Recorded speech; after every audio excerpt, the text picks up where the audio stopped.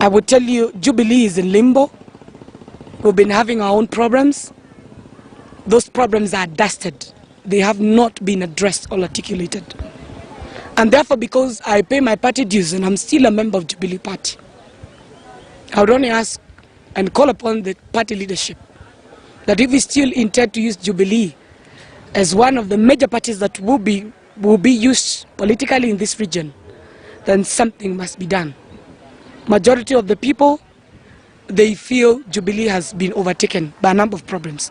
And one of the problems that currently is in Jubilee is the Nyeri County politics. I want you to check what was happening in Kiambaa.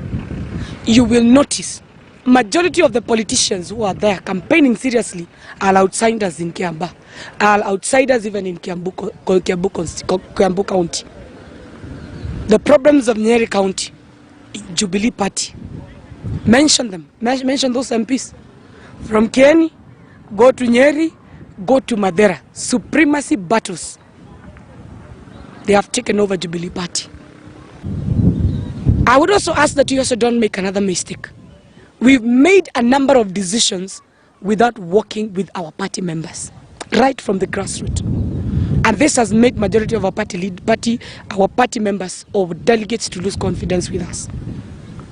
I would only ask my fellow politicians and my fellow people here in Laikipia, let's listen and put our ears on the ground. I'm listening to them and I hear what they are saying.